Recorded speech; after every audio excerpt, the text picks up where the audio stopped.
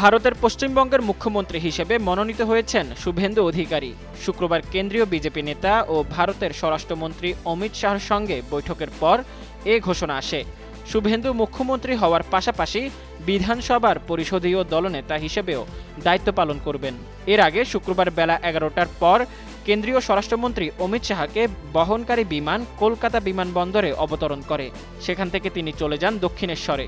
মন্দিরে পূজা করে তিনি সেখান থেকে যান নিউ টাউনের হোটেলে। দুপুরে বিশ্ব বাংলা কনভেনশন সেন্টারে বিজেপির জয়ী প্রার্থী তথা হবু বিধায়কদের নিয়ে বৈঠক করেন তিনি।